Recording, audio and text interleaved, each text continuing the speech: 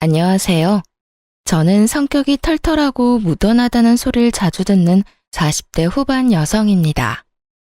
어린 시절에는 다혈질이었던 저도 나이를 먹으니 점점 그 불같은 성미가 사라지더군요. 그렇지만 결혼 후 오랜만에 그 불길이 다시 치솟은 일이 생겼는데요. 오늘은 그 일에 관해 여러분께 알려드릴까 해요. 저는 지방 전문대를 졸업한 간호사예요. 경상도 출신이지만 졸업 후 수도권에 올라와 일을 하고 있었죠. 남편은 친목 동호회를 나갔다가 알게 됐어요. 사람이 차분하고 잔잔한 호수 같은 사람이라 당시만 해도 다혈질이었던 제 성격을 모두 다 받아줄 수 있을 만큼 포용력 있는 사람이었어요. 연애 3년 후 결혼을 했을 때도 저희 부부에게는 아무런 문제가 없었어요.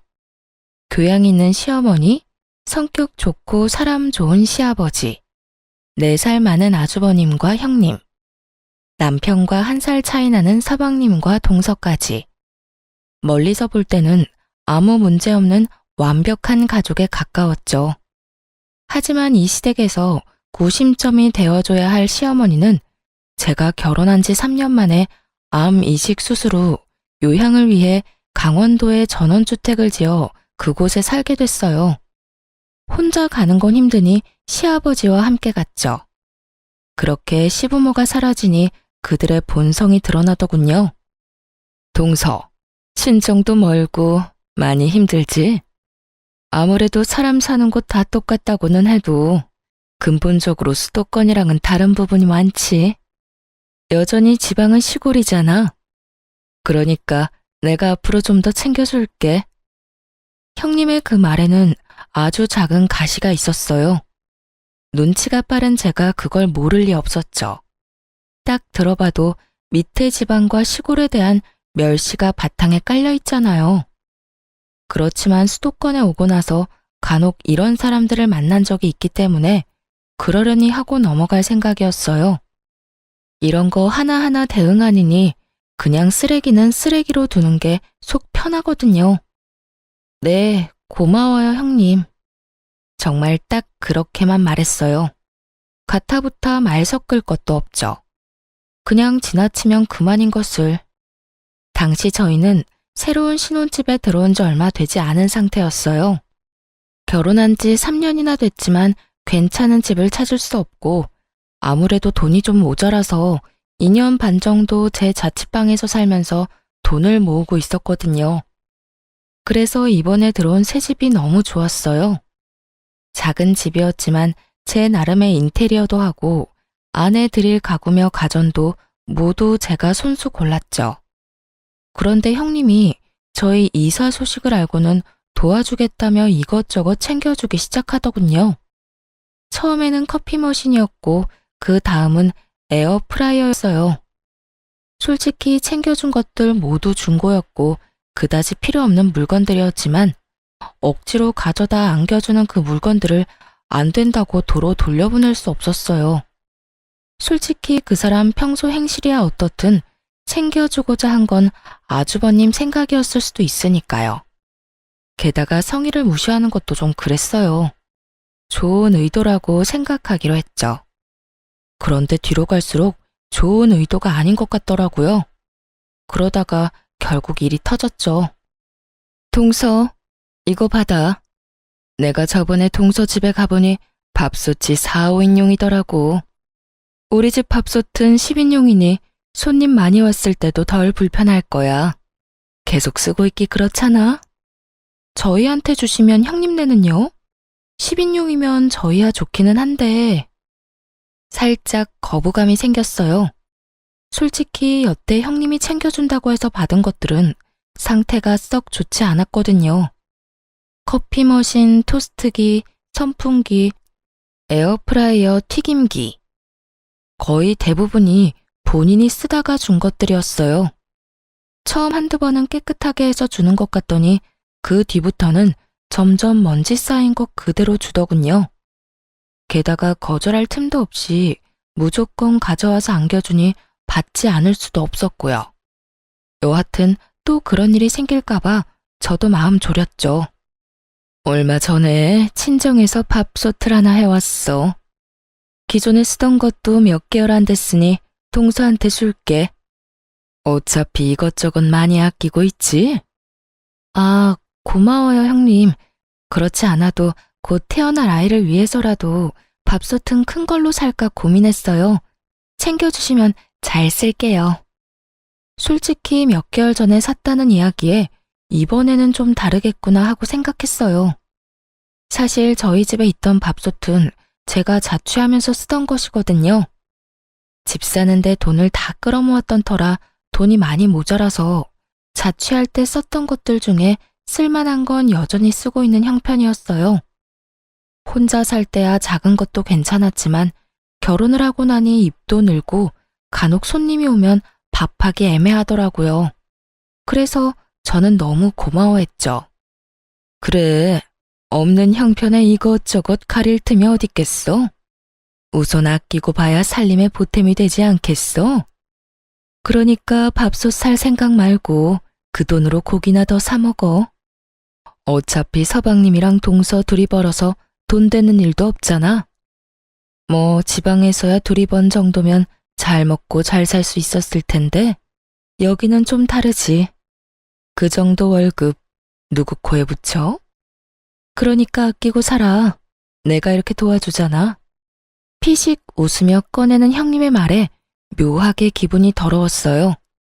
하지만 이번만은 버리지도 못하고 저희 집 구석에 쌓인 형님이 준 물건과는 다를 거라는 생각이 들었죠.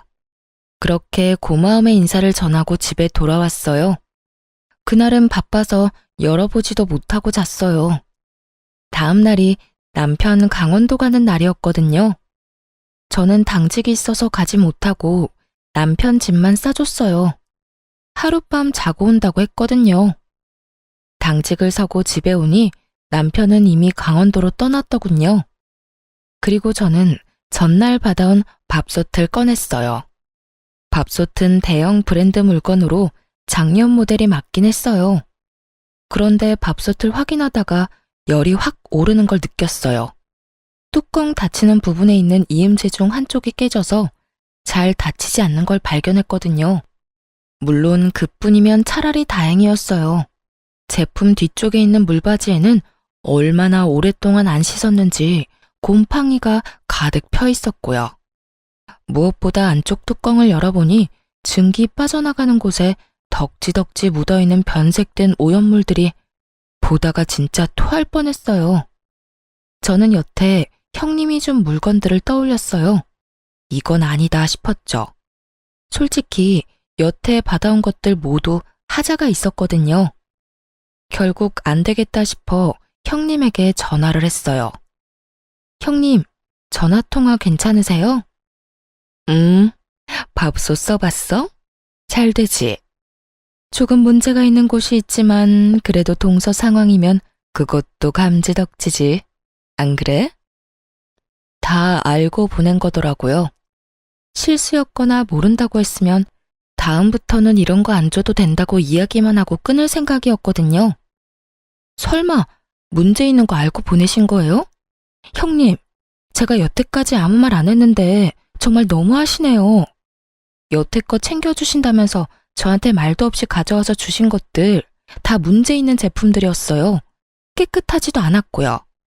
제가 달라고 하지도 않았는데 그딴 쓰레기 건네주고 선심 쓰듯 착한 척 하시는 거 솔직히 기분 더럽거든요. 이번에도 마찬가지예요. 동생 내외에게 선심을 쓰고 싶거든 물건 상태가 어떤지 확인은 하고 보내셔야죠. 뭐? 동서, 지금 그게 나한테 할 말이야? 내가 동서 생각해서 준 거잖아. 그리고 막말로 싫다고 했으면 내가 안 줬겠어? 공짜 좋아해서 다 받아간 건 동서지. 제가 공짜를 좋아해서 받아갔다고요? 상대방 성의를 무시할 수 없어서 받아간 거라고요. 지금 그 물건들 한 번도 안 쓰고 구석에 처박혀 있고요. 그리고 다짜고짜 가져와서 안겨주면 거절하지 말라는 소리랑 뭐가 달라요? 그것도 어른들 가족들 있는 데서 그러시는데. 아니, 동서는 차례 줘도 난리야? 얻어 쓰는 주제 그럼 새 것처럼 반짝거릴 거라고 생각했어? 웃기네. 동선의 집이 능력 안 돼서 그런 거 해올 형편 못 되는 거면 동서 본인을 탓해야지. 그래서 누가 그렇게 없는 사람처럼 하고 있으래? 없어 보이니까 내가 안 쓰던 거 다 챙겨준 거잖아. 솔직히 말씀하세요. 그거 폐기물 버리는데 돈 아까워서 우리 집에다 버린 거 아니에요? 선심 쓰는 척 할 수도 있고 돈도 아끼고 딱 봐도 폐기물인데. 말 다 했어? 동서 그렇게 안 봤는데 사람 참 아나무인이네. 당돌하게 윗사람한테 전화해서 이러는 것도 웃기고. 내가 동서 친구야? 화났는 일 있으면 막 화내도 되는 그런 친구냐고. 그런 일이 있더라도 좋게 말하면 되지 왜 전화 와서 사람 기분 상하게 난리야? 시골에서 올라와서 아무것도 모르는 것 같아 챙겨주려고 했더니 호강에 겨워서는. 필요 없으면 다 버려. 누가 뭐래? 네, 알겠어요. 그럼 제가 알아서 다 버릴게요. 그러고 전화를 탁 끊어버렸어요. 주변을 둘러보니 쌀을 담았던 아대자루가 보이더군요. 시골에 농사 짓는 친척분이 보내주신 쌀 포대였는데 여기까지 오느라 여기저기 찢어지고 더러워졌지만 물건 넣는 데는 별 문제 없어 보였어요. 저는 그 포대자루에 형님이 줬던 물건을 싹 다 넣었어요. 준 성의가 있어서 무시하지는 못했지만 쓰기에는 더러워 한 번도 써본 적은 없던 쓰레기들을요. 그리고 포대자루를 질질 끌고 차에 실었어요. 버려달라니 그 말 그대로 해줄 생각이었어요. 하지만 제 집은 아니었죠. 저는 형님 집으로 차 타고 열심히 달렸어요. 그리고 꽤 오래전에 형님이 알려준 아파트 현관 비번을 눌렀죠. 바뀌지 않았던 건지 열리더군요. 그리고 엘리베이터를 타고 올라가 형님 집 문 앞에 그 포대자루를 놔두고 나왔어요. 제 것도 아니고 사용한 적도 없는데 왜 제가 제 돈 주고 버려야 하나요? 버려달라는 사람이 버려야죠. 그렇게 집에 와서 개운한 마음으로 쉬는데 아주버님에게서 전화가 왔어요. 네, 아주버님. 어쩐 일이세요? 그 일랑 강원도 가신다고 들었는데요. 아니, 재수씨. 한 가지만 물어보려고 전화했어요. 혹시 우리 와이프가 재수씨한테 준 물건들 상태 확인된 거 사진 있습니까? 아, 그거요? 그럼요, 있죠. 전부 다 사진은 찍어놨어요. 혹시라도 나중에 버렸을 때 왜 버렸냐고 화내시면 들려드릴 말은 있어야 하잖아요. 그렇게 이야기하는데 아주버님 목소리 뒤로 엄청 시끄러운 소리가 들리더군요. 형님의 목소리였어요. 혹시 형님이랑 같이 계세요? 아니요, 그게 아니라 강원도인데 우리 와이프가 동생한테 전화해서 화내는 바람에. 어떤 상황인지 대충 감이 왔어요. 제가 반품한 쓰레기를 확인하고 형님이 저희 남편에게 전화해서 생난리를 치고 있더군요. 게다가 그 목소리는 남편의 스피커폰을 통해 시부, 시모, 아주버님이 계신 그 자리에 모조리 다 흘러들어갔고요. 남편이 말할 틈도 주지 않고 오디오를 꽉꽉 채우는 형님을 보며 자기 무덤 열심히 파고 있구나 하는 생각이 들었어요. 속으로 진짜 고소했거든요. 교양 있는 척, 착한 척, 사람 지방 출신이라고 돌려가는 형님이 곧 망가질 생각을 하니까요. 역시나 그때 제가 보낸 사진을 본 것인지 시모 목소리가 들렸어요. 아니, 밥솥 상태가 이게 뭐냐? 아, 그게 말이에요. 저희가 사용하던 걸 급하게 주느라. 애미야, 너희가 동생 챙겨주는 거 뭐라 하는 거 아니다. 다만 챙겨줄 거면 욕 얻어먹을 짓은 하지 말아야지. 누가 보면 쓰레기를 갖다 준 거라고 생각하지 않겠니? 아무리 선의로 한 일이라도 이런 물건을 가져다 주면 아무도 감사하지 않을 거다. 도대체 첫째는 무슨 생각으로 이걸 둘째한테 갖다 준 거냐? 시모의 말에 아주버님도 당황한 것 같더군요. 시모는 본래 조용하고 차분한 성격인데 첫째 형님의 행동에 경악하신 듯 했어요. 적어도 시모의 상식선에서는 일어날 수 없는 일인 듯 보였죠. 저는 시모의 말 덕분에 마음이 좀 놓였어요. 저와 비슷하게 생각하는 사람이 있었으니까요. 결국 시모의 비난의 말을 견디지 못한 아주버님이 남편의 전화기를 가로채 빽 소리를 질렀어요. 이 옆에네가 뭘 잘났다고 소리를 질러? 밥솥 상태를 보니 당신이 잘못한 게 확실해 보이는구먼. 도대체 집에서 하는 일이 뭐야?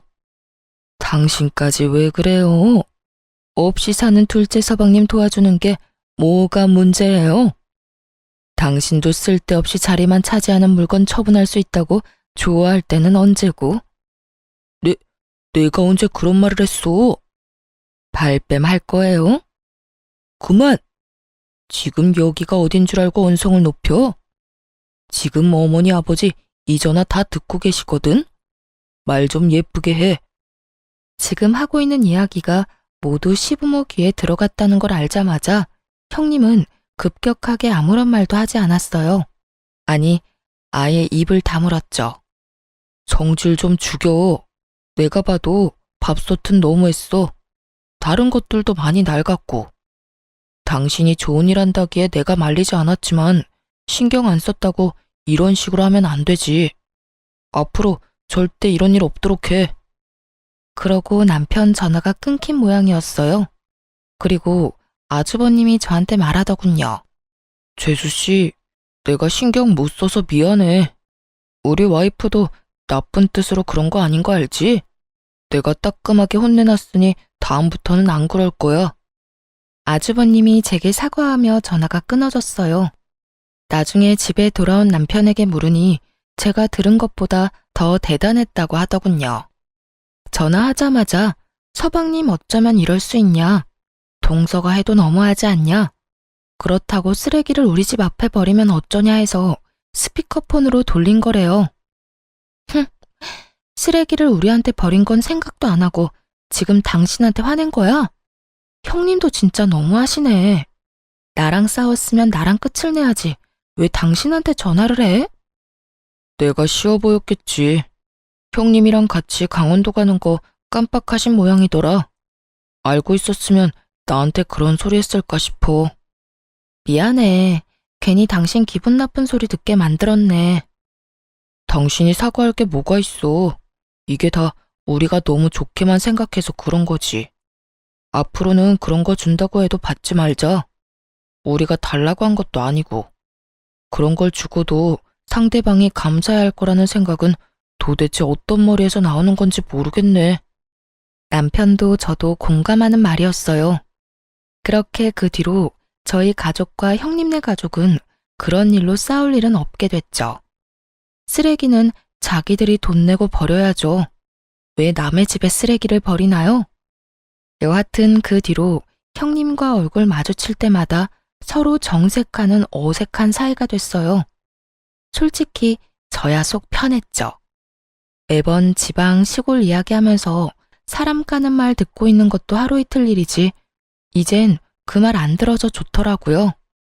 그렇게 형님과는 서로 간섭하지 않기로 은연중에 정리가 됐는데 동서는 또 다르더군요. 동서는 수도권에 있는 좋은 대학을 나와서 대기업에 취직한 재원이었어요. 본인의 학교나 직업에 대한 자부심도 대단했고 무엇보다 저와 동갑이라서 결혼 직후에는 저의 그런 정보를 얻으려고 엄청 애썼어요. 둘째 형님은 대학교 어디 나오셨어요? 저희 친정에서 학교 다녔어요. 어차피 전문직이라 기본만 배우고 실습이나 경력을 어디서 쌓느냐에 따라 또 다르거든요. 병원도 요새는 세분화돼서 잘 나뉘어져 있어서. 그렇게 생각하시면 안 되죠. 그래도 학벌과 지연이 얼마나 중요하고 많은 부분을 차지하는데. 그렇지 않아도 저희 회사 지잡대 나온 직원 한 명 있거든요. 우리가 하는 대화에 끼지도 못하고 무슨 말인지 알아듣지도 못해요. 게다가 묘하게 눈치도 없어서 상황 파악도 못하거든요. 뭐 지잡대 나왔다고 다 그런 건 아니겠지만 대부분은 그런 사람들이니까요. 동서의 말을 듣는 내내 표정 관리하기 어려웠어요. 솔직히 지방에서 대학 나온들 뭐 그런 사람들은 외계에서 왔나요? 지금 당장 지나다니는 사람 중에 지방대 출신인 사람 골라보라고 해도 못 고를 게 분명해 보이는 동서의 쓸데없는 아는 척에 저는 동조해주기도 싫어서 대답도 안 했죠. 그런데 갑자기 그러더라고요. 그러고 보니 형님도 경상도 출신이었죠. 그 사람도 그렇던데. 혹시라도 같은 동네 주민이었으면 죄송해요. 제가 요즘 그 사람 때문에 너무 힘들어서 말이 그냥 막 나와버렸네요. 정말로 신경을 살살 긁는 재주가 있더라고요. 그래서 저도 말해줬죠. 경상도가 워낙 커서 아마 제 지인은 아닐 거예요. 그리고 그런 부분에서는 걱정하지 말아요. 지방 사는 사람들도 그런 말들 하거든요. 무슨 말을 해요? 그 수도권 사는 사람들요. 눈 뜨고 있어도 코 베어가는 사람 수두룩하니 믿지 말라고요. 그리고 서울 깍쟁이라는 말이 왜 있겠어요? 여기 사람들 그만큼 까다롭고 인색하다고 생각하고 있거든요. 솔직히 별것도 아닌 걸로 등급 나눠서 사람 차별하는 것도 어떤 한 사람 때문에 잘 알고 있기도 하고 틀린 말도 아닌 것 같고요. 아, 미안해요. 서로 까는 거 피차 일반이니까 깔끔하게 동서도 저도 서로 미안해하지 않기로 해요. 그럼 됐죠? 제 말에 동서가 똥 씹은 표정으로 저를 보더군요. 제가 말한 그런 사람이 본인을 지칭하는 거라는 걸 알았나 봐요. 말로 하지는 않았는데 그렇게 눌러줬으면 더 이상 그런 주제로 이야기 안 할 법도 한데 동서는 끊임없이 저를 그런 대화에 끌어들이려고 하더라고요. 같은 나이라는 게 믿기지 않을 만큼 유치해서 결국 그 뒤로는 아예 상대를 안 했어요. 같은 인간 취급받기 정말 죽기보다 싫었거든요. 그런데 이게 끝이 아니었어요. 동서는 이를 갈고 있더라고요. 하루는 명절에 가족들이 다 모인 자리가 있었어요. 저와 동서는 같은 나이인데다가 아들 나이도 똑같거든요. 둘 다 당시에는 고등학교 1학년이었죠. 동서가 슬슬 시동을 걸더군요. 어머님, 우리 첫째 요즘에 칭찬 좀 해주세요. 세상에, 이번에 전국 학력평가라는 시험을 쳤는데 우리 아들이 세상에 거의 대다수 과목이 2등급이더라고요. 1등급이 제일 좋은 거고 아래로 8등급까지 있는데 거기서 2등급이면 진짜 잘한 거거든요. 누굴 닮아서 그런지 머리 하나는 똑똑해요. 대놓고 자식 학력 자랑하는 걸 보니 또 시작이다 싶었어요. 그런 동서 옆에서 저는 절대로 자식 성적 자랑은 안 했어요. 우리 아들이 모자라서가 아니라 세상에 공부 잘하는 사람도 많고 그게 아이의 자만심이나 절망으로 이어질까봐 솔직히 불안한 면이 있었거든요. 그래서 어딜 가든 저는 저희 아이들의 인성을 칭찬하면 칭찬했지 학업 성취로 칭찬한 적은 없었어요. 사람들이 없을 때 잘했다고 과하게 칭찬해주는 건 있었지만요. 형님이 듣고 있다가 부러워하면서 대답하더라고요. 어머, 막내 동서 진짜 좋겠다. 우리 아들은 공부를 영 안 해서 망쳤잖아. 좋은 대학 졸업 못할 것 뻔하니까 그냥 대충 구색 맞추기로 대학 갔다가 졸업과 동시에 사업하는 제 아버지 밑에서 일 배우라고 하려고. 근데 걔는 어느 대학 가고 싶어서 그래? 아직 진로는 이르죠. 3년 남았고 이 정도 성적이면 어딜 가도 갈 수 있을 테니까. 어떤 곳이든 제가 밀어줄 생각이에요. 될성 부른 떡잎은 알아본다니까요. 참 김칫국도 시원하게 들이키고 있더군요. 물론 잘하는 아이가 계속 잘할 수도 있지만 굳이 그걸 입 밖으로 내지 않는 게 더 좋을 텐데 왜 저러나 싶었어요. 그런데 동서가 제 눈치를 살살 보더니 결국은 제 아들 이야기를 꺼냈어요. 그러고 보니 둘째 형님네 아들은 어때요? 전국 평가라서 둘째 형님네 아들도 시험 쳤잖아요. 시험 점수는 잘 나왔어요? 내가 듣기로는 사교육도 안 시킨다는데 그래가지고 되겠어요? 모름지기 교육은 선행이 필요해요, 선행이. 이제 와서 시작해도 다 늦은 거 아시죠? 게다가 보세요. 사촌지간의 동갑인데 얼마나 기분이 안 좋겠어요? 사춘기 남자애가 얼마나 상처받을지. 그래도 형님은 성적 같은 거 중요하게 생각 안 하잖아요. 그게 속 편할 수 있죠. 자식 앞날에는 크게 도움 안 되더라도 편하긴 하잖아요. 안 그래요? 정말 몰상식하고 속 끓는 소리 하는 데는 1인자더군요. 제가 한숨을 푹 쉬자 듣고 있던 시모가 동서에게 한마디 했어요. 막내야, 애들끼리 비교하는 거 아니다. 왜 경쟁의식을 부추기고 있어? 애들마다 특성도 다르고 잘하는 것도 다른데 왜 그거 하나로만 판단하니? 너한테 그게 중요하다고 해서 다른 사람에게도 중요할 거라고 생각하는 건 착각이고 오만이지. 애들이 듣기라도 했으면 어쩔 뻔했니? 어머, 죄송해요. 전 그런 생각은 못했네요. 그냥 학업 신경 안 쓰는 형님네가 너무 불안해서 저도 모르게 한 소리 해버렸네요. 죄송해요, 형님. 죄송하다고는 말하지만 눈빛에는 자기가 이겼다는 우월감으로 가득 차 보이더군요. 괜찮아, 동서. 내가 우리 아들 성적에 크게 신경 안 쓰는 건 맞는 말인데 뭐. 근데 그런 시험 있었다는 것도 몰랐네? 아들, 잠깐만 이리 와봐. 네, 엄마. 너 이번에 전국 학력평가? 뭐 그런 시험 친 거 점수가 어떻게 나왔니? 엄마가 잘 기억이 안 나네? 사실 알고는 있었어요. 우리 아들 성적이 잘 나온 거. 제가 엄마인데 왜 모르겠어요. 아, 이번에는 운이 좋았는지 전 과목 1등급 나왔어요. 저번에는 1, 2등급 섞여 있었는데 이번에 인강이 좀 도움된 것 같기도 해요. 어머, 그랬어? 잘했어, 잘했어. 지금 뭐 하고 있었어? 여름방학에 영어학원 다녀보려고요. 아직 1학년이라서 회화학원으로 다녀보고 싶어서 알아보는 중이에요. 입시나 시험 대비 영어는 2학년이나 3학년 방학에 들으면 될 것 같고 일단 좀 더 자연스러운 영어를 접해볼 생각이에요. 누구 아들인지 똑부러지게 말하더군요. 제가 말하지 않아도 아들은 자기에게 뭐가 필요한지 정확히 알고 있었어요.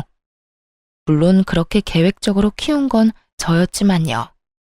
아들을 방으로 들여보내고 꿀먹은 벙어리가 된 동서에게 제가 웃으며 말했죠. 우리 아들이 외탁을 한 것 같아요. 사실 여태까지 말씀드릴 일이 없어서 말 안 하고 있었는데 저희 부모님 두 분 다 교육직에 몸담고 계셨거든요. 오빠도 의사고 여동생도 변호사라. 솔직히 저희 가족 중에 저만 공부하는 거 별로 안 좋아했어요. 그런데도 우리 아들 머리 좋은 거 보면 아무래도 삼촌이나 이모 영향을 많이 받은 것 같아요. 제가 그렇게 말하자 시모가 고개를 끄덕이더군요. 시모는 알고 있었거든요. 저희 집안에 고학력자가 많다는 걸요. 그리고 제가 그걸 말하는 걸 그리 좋아하지 않는다는 것도요. 솔직히 집에 잘난 사람 많으면 필연적으로 쭉정이 하나쯤은 생기고 그게 우리 가족 중에서는 저였거든요. 그렇다고 제가 사랑을 못 받은 건 절대 아닌데 상대적 박탈감을 많이 느꼈었죠. 그리고 아들이 커감에 따라 그 박탈감을 많이 회복했고요. 아들이 잘 되니 제가 잘 되는 것처럼 마음이 편안해졌으니까요. 어쨌든 자기 아들과 동갑인 제 아들이 실력이 더 좋다는 걸 알고 난 뒤 동서는 그 뒤로 학업과 관련된 이야기는 전혀 하지 않았어요. 세상에는 뛰는 놈 위에 나는 놈 있다는 걸 손수 몸으로 겪었잖아요. 제가 아들 성적 자랑 안 하는 건 이런 사태를 미연에 방지하기 위한 것도 있어요. 애 성적 자랑하다 상대방에게 발리면 그것만큼 쪽팔리는 것도 없거든요. 그것도 본인이 먼저 도발했다고 친다면 말이죠. 그렇게 저는 저와 맞지 않는 두 사람을 저와 멀리 떨어뜨리는 데 성공했어요. 남편과 헤어질 수는 없으니 그 사람들을 최대한 멀리하는 것 말고는 저의 내적 평화를 유지할 방법은 없었죠. 뭐 그건 그거대로 나쁘지는 않았어요. 명절, 부모님 생신 이런 때 제외하고는 거의 만날 일이 없으니까요. 그런데 어느 날 시부가 쓰러졌다는 연락을 받게 됐어요. 아파서 강원도에서 요양을 하고 있는 건 시모였는데 갑작스레 시부가 쓰러진 거죠. 뇌경색이었고 다행히 장 보러 시내에 나와 있던 터라 일찍 발견돼서 병원으로 갈 수 있었어요. 다행이었죠. 최대한 골든타임은 지켰으니까요. 하지만 강원도에는 시모와 시부뿐이었고 시부가 다치니 요양 중인 시모가 시부의 간병을 해야 했어요.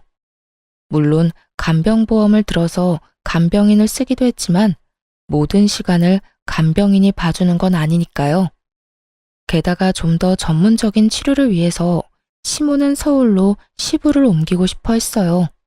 결국 두 분 모두 강원도 생활을 간단히 정리해두고 서울로 올라오셨어요. 애초에 처음 강원도에 가실 때 서울에 가지고 있던 집을 팔고 갔던 건 아니었어요. 시부가 모아놓은 돈으로 강원도에 전원주택을 지었고 살고 있던 집은 당시 막내 도련님 결혼과 동시에 전세를 싸게 내줬거든요. 그래서 시부를 병원에 입원시키고 나면 시모가 거주할 만한 곳이 딱히 마땅찮았어요. 그날은 시모가 저희 삼형제 내외를 모두 부른 날이었어요. 너희 아버지 입원하고 나면 병수발은 나와 간병사가 될 거다. 간병인은 간병보험 등거에서 나오지만 24시간 붙어 있는 게 아니니 당연히 나도 너희 아버지 수발 들어야 해. 그러려면 내가 여기에 머물 곳이 필요한데 너희 세 형제들 집 중에 한 곳에서 머물렀으면 하는구나. 자식이 셋이나 되는데 누구 하나는 같이 살 사람 있지 않겠니? 시모 말에 일순 그 공간이 조용해졌어요. 그러더니 형님이 갑자기 막내 동서를 바라보며 말하더군요. 어머님, 제 생각에는 막내 동선에서 지내시면 될 것 같아요. 동서 살고 있는 집도 어차피 어머님 댁이었고 거기 전세 싸게 주고 들어갔잖아요. 제가 알기로는 정말 얼마 안 되는 금액이었다는데 그런 상황이면 미안해서라도 당연히 동서가 모시는 게 맞는 것 같아요. 마치 결정했다는 듯 통보하는 형님에게 동서가 눈을 부라리며 답했죠. 큰형님, 말씀 참 이상하게 하시네요. 이런 일에 당연이라는 말이 어디 있어요? 솔직히 당연한 걸로 치자면 큰형님이 모시는 게 맞는 거죠. 전업주부에 할 일도 없는 데다가 무엇보다 맏며느리잖아요. 그리고 형님네는 아주버님 혼자 벌어도 먹고 사는데 지장 없지만 우리는 전혀 달라요. 맞벌이를 해야 지금 애들 교육비라도 건져요. 하긴 교육에 신경 안 쓴 형님네야 그런 거 전혀 모르겠지만요. 그리고 고3 애들 있는 집이잖아요. 우리의 수업 망치면 책임지실 거예요? 동서 말하는 것 좀 봐. 어떻게 그런 식으로 말해? 시부모님 일이야. 그리고 확실하게 두 분 혜택 받고 있는 건 동서고. 내가 전업주부라고 할 일 없는 것처럼 말하는데 그거 다 편견이야. 내가 남편 사업 때문에 얼마나 바쁜지 모르지? 나도 왔다 갔다 힘들어. 그런 사람한테 꼭 일을 더 시켜야겠어? 아니 형수님, 말씀 좀 너무하시네요. 우리가 무슨 혜택을 받아요? 우리도 돈 내고 그 집에서 사는 건데. 생각을 좀 하시고 말씀하세요. 야, 너 네 형수한테 그게 무슨 말버릇이야? 그리고 너희 전세 가격이 근방에서 제일 싼 건 알아? 네가 부모님 아니었으면 그런 집에서 살 수 있었겠어? 나 같으면 부끄러워서라도 내가 모시겠다고 하겠다. 결혼하면서 돈 한 푼 없어서 부모님 손 벌린 주제에. 형님, 말 다 했어요? 어느새 첫째 형님과 동서의 다툼은 첫째 아주버님과 서방님의 싸움으로 번졌고 두 사람이 멱살을 잡으며 누가 잘했니 못했니 옥신각신하고 있었어요. 결국 누구 하나 피볼 것 같으니 남편이 깜짝 놀라 두 사람을 말리고 들었죠. 형님, 막내야, 그만 좀 해. 어머님 보시는 앞에서 이게 무슨 주태야? 둘째, 네가 하면 되겠네. 재수씨 간호사라 수발도 잘 될 거고 집에 무슨 일 생기면 처치도 빨리 할 수 있을 거 아니야. 그냥 너희 집에서 모시면 되겠네. 맞아.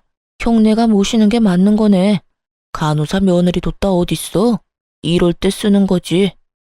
그렇게 싸우다 우리 쪽으로 불통을 투하하더군요. 솔직히 현실성 없는 이야기라서 가만히 있었는데 결국은 우리 쪽으로 몰더군요. 솔직히 정말 하기 싫었어요. 환자 치료에 감정 노동까지 하는 간호사 일이 만만치 않다는 걸 아무도 모르더군요. 저도 일하고 난 뒤에는 집에서 손가락 하나 까딱하지 않고 쉬고 싶은 사람이었죠. 그런데 그렇다고 아픈 어르신 둘 데리고 또 죽어도 못 해드린다 말하고 그러는 것도 좀 인간적으로 아니라고 생각했어요. 그렇지만 저희도 사정이 그리 좋지만은 않았죠. 집은 23평이고 건장한 아들이 둘이나 있는 집이었죠. 코딱지만한 방 3개를 아들 둘과 부부가 나눠 쓰고 있었거든요. 아무리 봐도 시모를 모실 자리가 없었어요. 저는 깊은 한숨과 동시에 남편에게 물었죠. 돈 많이 벌 자신 있어? 어머님 모시려면 좀 더 큰 집에 가야 해. 이 평수로는 거의 답도 안 나와. 저는 시모를 모시지 않겠다고 말하진 않았어요. 다만 현실적인 문제를 말했죠. 만약 당장이라도 큰 집에 갈 수 있다면 모시는 것도 가능할 것 같았거든요. 안 되면 대출 받으면 되지. 기존 대출 거의 다 갚아가잖아. 아니면 이 집도 가격 많이 올랐으니까 팔고 조금 더 외곽에 있는 큰 집을 대출 끼고 사도 되고. 그리고 나 많이 도와줄 거지? 나 혼자 모든 걸 감당하게 하지만 않으면 나도 2분 모시는 거 괜찮아. 당연하지. 내가 많이 도와줄게. 지금도 많이 도와주고 있잖아. 정말로 남편은 저를 잘 도와주는 사람이었고 약속까지 하니 마음이 좀 놓였어요. 그래서 제가 시모에게 말했죠. 그이가 많이 도와준대요, 어머님. 그럼 저희 집에 가세요. 당분간은 좀 좁아서 힘드시겠지만 조만간 좀 더 큰 평수 알아볼게요. 제가 그 말을 하자마자 형님과 동서, 아주버님과 서방님 얼굴에 환한 웃음꽃이 피더군요. 수발 안 들어서 기분 좋은 건지는 모르겠지만 너무 속보이는 모습에 눈살이 다 찌푸려지더라고요. 그런데 그 모습을 다 지켜본 시모가 제 손을 꼭 잡으며 말하더군요. 그래, 고맙다. 둘째 네가 참 힘든 선택을 했구나. 그런 의미에서 나도 그냥 너희 집에 얹혀 살며 수발만 받을 수는 없잖니. 그러니 내 강원도에 있는 전원주택 바로 정리하마. 그거 판 돈 둘째 너한테 줄 테니 지금보다 더 크고 교통도 편리한 집으로 이사 가자. 그 이야기에 저도 눈이 동그래지고 다른 사람들은 완전 사색이 됐어요. 시모가 살고 있던 전원주택 가격이 거의 10억이 넘어갔거든요. 고급 전원주택의 2층 집, 대지도 넓어서 가격이 못해도 10억쯤 나온다고 했거든요. 저는 슬쩍 형님과 동서의 얼굴을 살폈는데 순간 웃겨서 뿜을 뻔했어요. 두 사람 얼굴이 완전 똥 씹은 얼굴이 됐더라고요. 10억이나 되는 돈을 빌려주는 것도 아니고 준다고 하니 배가 아플 만도 하죠. 그러고는 갑자기 형님과 동서가 태클을 걸더군요. 어머님, 그런 게 어딨어요? 처음부터 그런 말씀하셨으면 저희가 모셨죠. 맞아요. 이건 불공평해요. 제가 맏며느리니까 제가 모실게요. 그게 당연하다고 생각해요. 당연은 무슨 당연이에요? 큰형님, 아까 저한테 뭐라고 하셨죠? 제가 부모님 혜택 받고 있으니까 제가 모셔야 한다면서요. 제가 모실게요. 그러니까 어머님, 저희 집으로 오세요. 정말 속안이 투명하게 비칠 만큼 날 것 그대로의 속보이는 반응이었어요. 서로 자기가 하겠다고 우기더니 갑자기 둘이서 또 저를 공격하더군요.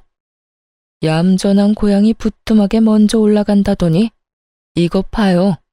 얌전하게 생겨서 어머님 돈 때문에 수발든다고 한 거니까 거기에 속지 마세요. 네, 큰형님 말이 맞아요.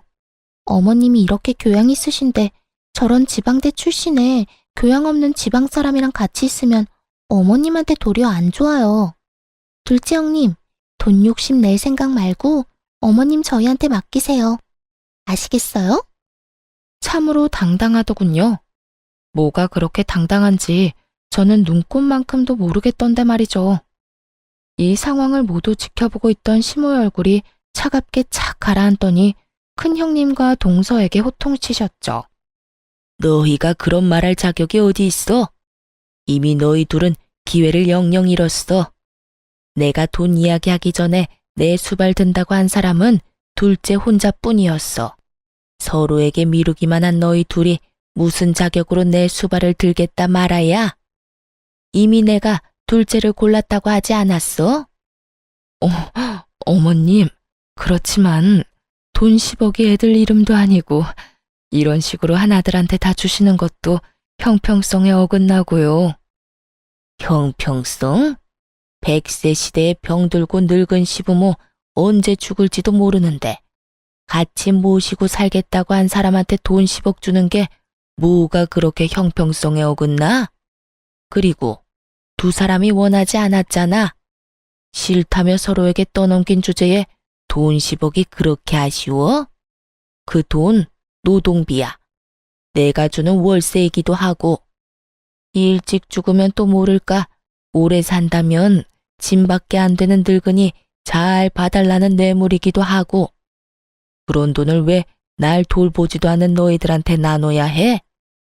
미리 경고하는데 이번 일 그냥 지나가지는 않는다. 앞으로 있을 유산 상속, 증여, 유언장 작성에 큰 영향을 줄 거니까 알고나 있어. 유산과 증여라는 말이 나오자 이번에는 아주버님과 서방님 얼굴이 사색이 됐어요. 여보, 그만해. 어머님 앞에서 이게 무슨 짓이야? 제발 처신 좀 똑바로 하라고. 당신도 제발 나대지 좀 마. 어머니가 어련히 알아서 잘하시려고 어서 둘째 형수님한테 사과해. 당신도 어서 사과해. 둘째 재수씨가 어머님 모신다잖아. 고맙다고 인사하고. 두 남편이 다그치자 결국 형님과 동서는 하기 싫은 표정이 역력한 채로 제게 사과의 말을 꺼냈어요. 강요로 점철된 들으나 마나한 사과를 듣고 저도 괜찮다고 말해줬어요. 이날 이후로 저는 시모가 전원주택 팔아서 마련한 돈과 대출을 좀 껴서 더 큰 집으로 이사가게 됐어요. 큰 집은 방도 4개고 병원도 가까워서 시부모님 모시기에도 괜찮았죠. 집 이사를 한 지 반년 만에 시부가 저희 집으로 왔어요. 처음에는 어른 두 분을 모시게 돼서 집이 좀 예민해지지 않을까 생각했는데 생각보다 분위기가 좋더라고요. 서로의 영역도 터치를 안 하니 그것도 좋았고요. 제가 바빠서 못하는 부분을 어머님은 잔소리 없이 해주셨어요. 원래 그런 분이시거든요. 차분하고 이해심 넓은 진짜 어른 같은 어른이요. 저도 항상 죄송해서 말씀드리면 돈 벌면서 육아도 잘하고 집안일까지 잘하는 완벽한 사람은 없다고 말해주셨어요. 어찌나 고마운 말씀인지. 보통 시모들은 무조건 완벽을 원하잖아요. 하지만 우리 시어머니는 그런 완벽보다는 노력을 더 좋아하셨어요. 그래서 분위기가 더 좋았던 건지도 모르죠. 퇴원한 시부는 병으로 좀 어눌해지고 몸 상태가 좀 나빠지기는 하셨지만 특유의 쾌활한 성격은 여전하시더군요. 저랑 개그 코드나 식성이 잘 맞는 것도 좋지만 둘째와 죽이 잘 맞으시더라고요. 같이 게임 같은 것도 하고 산책도 같이 나가는 거 보니 너무 좋았어요. 애들이 남들과 함께 살아가는 법을 배우고 있는 것 같아 조금 뿌듯하게 느끼기도 했고요. 그런데 그렇게 화목한 저희 집도 찬 기운이 풀풀 날릴 때가 있긴 했어요. 바로 아주버님과 서방님 부부가 방문하는 날이요. 항상 올 때마다 시부모님에게 그 말을 꺼내거든요. 어머니, 언제까지 둘째 집에 있을 겁니까? 이제 저희 집도 준비가 됐어요. 와이프한테 사업 맡길 일도 없고 이미 자식들도 모두 독립해서 집도 널널하고 좋습니다. 그러니 이제 그만 저희 집으로 오세요. 그러지 말고 저희 집은 어떠세요? 구관이 명관이라고 옛날 살던 집이 좋고 근처에 어머니 아는 분들도 많잖아요.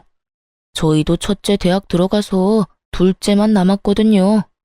걔는 공부 못해서 신경 안 써도 되니 두 분한테 모든 신경 쏟을 수 있어요. 그러니 저희 집으로 오시면 돼요. 일 없다. 내가 너희들 집에 왜 가? 여기가 이렇게 내 집 같고 좋은데. 늙은이한테 또 새로운 환경에 맞춰 살라는 말이냐? 노인 공경도 몰라. 어머님, 그렇지만 이러면 안 되죠. 이런 식이면 대놓고 차별하시는 거랑 뭐가 달라요? 그 말이 맞아요, 어머님. 저희들한테도 기회는 한번 주셔야죠. 그래야 잘 모실 수 있는지 없는지를 알 수 있잖아요. 너희는 여태 니들이 둘째한테 한 건 생각 안 하지? 내가 그걸 다 봤어.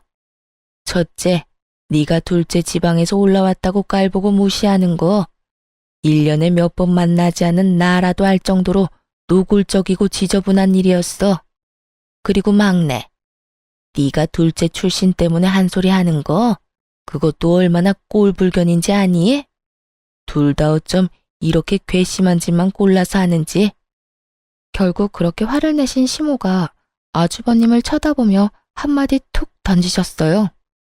너는 아버지한테서 빌려간 사업자금 언제 갚을 거니?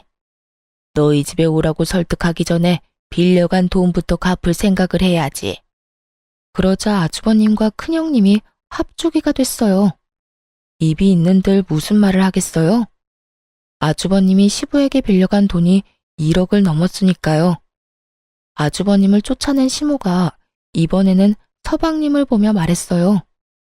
너는 집 빌려준 지가 벌써 몇 년째인데 거기서 나올 생각을 안 해? 그 집, 내가 그 전세 받고 빌려준 건 너희가 미래에 더 좋은 집을 갈 거라고 생각했기 때문이야. 그런데 여태껏 느릿느릿 이제 더는 못 참겠으니까 너희도 이제 내 집에서 나가서 새로운 집 찾아보거라. 곧 내놓을 테니까. 어머니, 어머니. 4명이 이구동성으로 외치더군요. 하긴 그럴 수밖에 없죠. 지금 시부모에게 지원받은 모든 걸 뺏기게 생겼는데 그 상황에서 예, 그러겠습니다 하는 쪽이 더 이상한 거죠. 왜? 뭐가 억울해? 둘째네는 나한테 받아간 것도 없고 다 본인들 알아서 했어. 그런 와중에도 나랑 너희 아버지 함께 모시겠다고 해준 사람이야.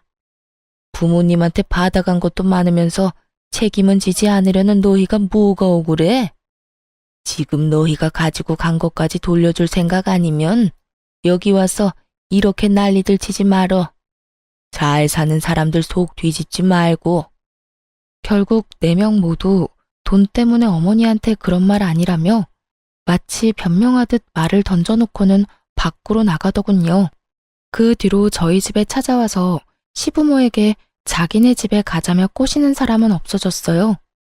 그 사람들이 더 이상 찾지 않으니 속이 다 시원했죠.